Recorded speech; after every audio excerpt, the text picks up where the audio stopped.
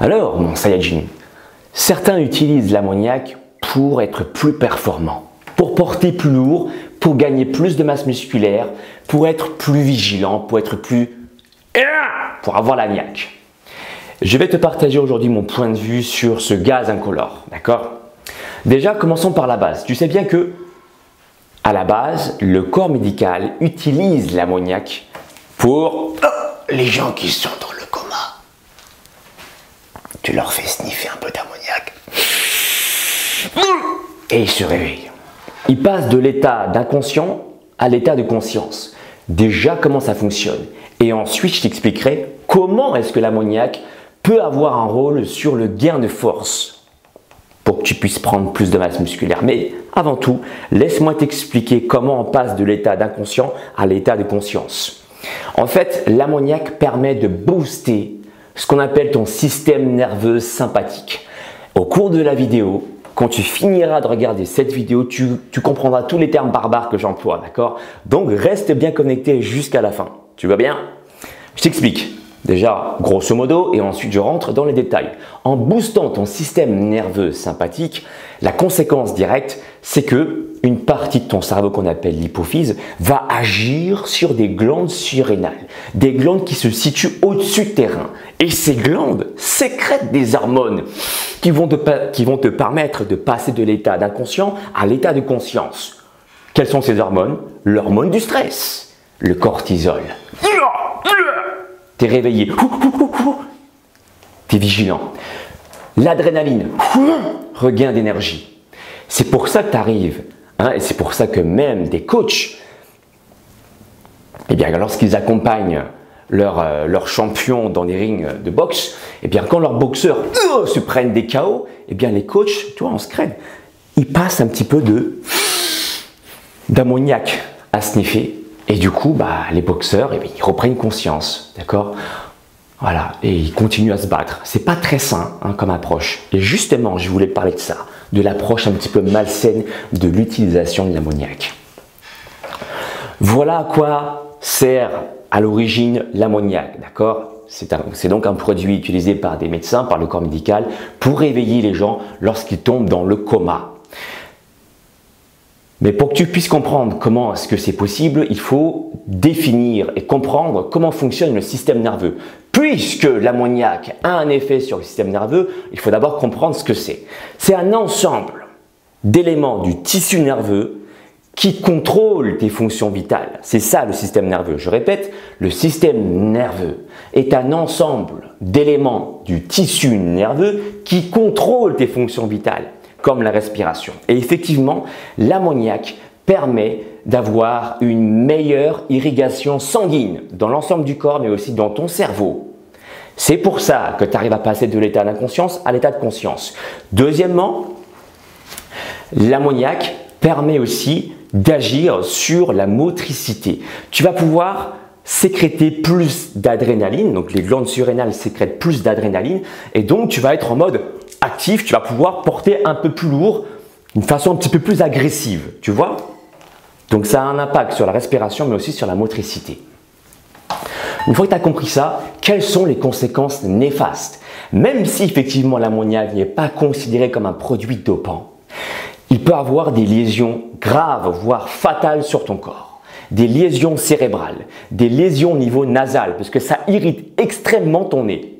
Tu peux même saigner du nez très fréquemment. Tu peux aussi créer des ulcères, des trous. Oh putain, des trous quoi. Dans les poumons, dans l'estomac. Ça peut aussi occasionner potentiellement la mort. Alors pourquoi ce n'est pas considéré comme un produit dopant? Parce que les études là-dessus se contredisent. Certains disent que ça a un effet placebo, d'autres disent que ça a un effet réel sur le système nerveux sympathique. Dans tous les cas, dans le doute, ils ont dit bon, ok, pour l'instant, on laisse tranquille l'ammoniac. Mais il faut savoir que l'ammoniac est un gaz toxique, d'accord, à forte dose. Parce que ton corps produit l'ammoniac, effectivement, d'accord, pour la synthèse des acides aminés. Mais à forte dose, c'est un gaz toxique. Et là, il faut faire attention parce qu'en fonction des personnes, eh bien, les doses peuvent être ressenties de manière complètement différente. Donc, il n'y a pas de dose recommandée. Il faut que tu testes pour le savoir. Et moi, je déconseille cette approche, justement.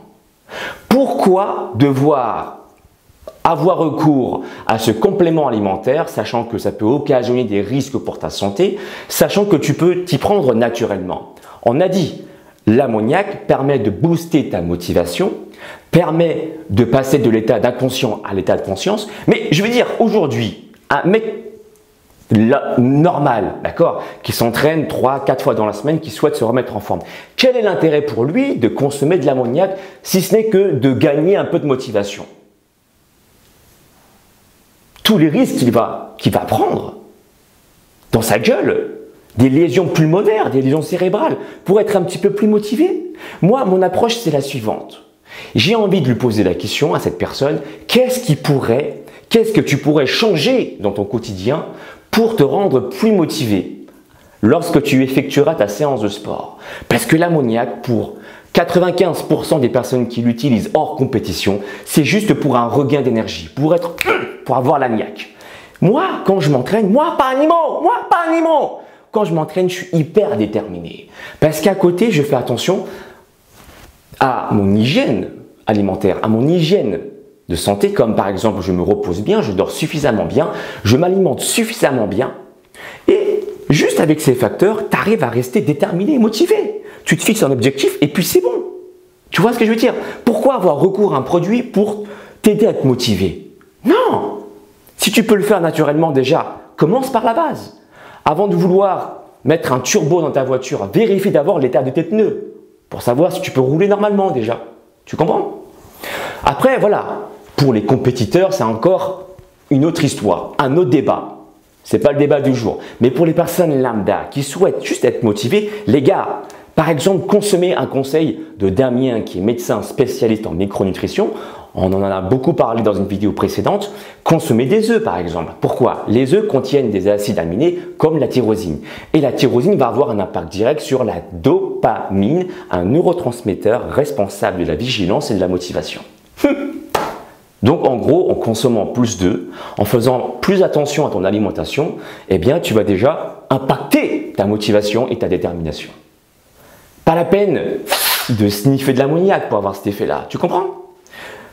Pour moi, même si ce n'est pas un produit dopant, c'est un produit dangereux. Voilà mon avis personnel. Pour ceux qui en consomment, c'est votre choix. Maintenant, je pense qu'en tant que coach sportif, en tant que coach de remise en forme, il y a des solutions beaucoup plus simples à mettre en place pour être beaucoup plus motivé. Écoutez de la bonne musique, motivez-vous, fixez-vous des objectifs et dormez suffisamment, reposez-vous bien, travaillez sur la respiration, la méditation. Il y a plein de choses à faire avant d'avoir recours à ces produits-là. Vrai ou faux? Voilà les effets positifs comme négatifs. J'espère avoir fait une revue plus ou moins précise. Dis-moi dans la barre des commentaires si tu veux que je rentre en détail sur certaines parties physiologiques, peu importe. Et si tu veux que je sois ton coach, ton guide, je propose un programme sportif et alimentaire de 3 mois sans prise d'ammoniac. Juste en t'alimentant correctement, en étant à l'écoute de tes ressentis, en travaillant intelligemment, 3 à 4 fois dans la semaine, entre 20 à 40 minutes grand max, tu vas pouvoir avoir des résultats et avoir un corps fonctionnel. Sans même sniffer l'ammoniac. Puis c'est une souris, ça se passe sur mon site alexlevent.com. Ciao, ciao. Et pouce en l'air si t'as aimé la vidéo, partage-la. Et je te dis à bientôt. Ciao. Mon ami, si tu veux acquérir les pouvoirs d'un vrai Super Saiyan, alors abonne-toi à la chaîne d'Alex Levent. Ces entraînements feront de toi un super guerrier de l'espace. Le véritable Super Saiyan, c'est pas moi, c'est lui. Et rendez-vous sur sa chaîne, les amis. Et cool, soyez cool. Hey copain, tu veux te transformer en super guerrier? Eh ben, abonne-toi à la chaîne de Alex Levent. C'est normal quoi. Et alors là, tu seras un Super Saiyan.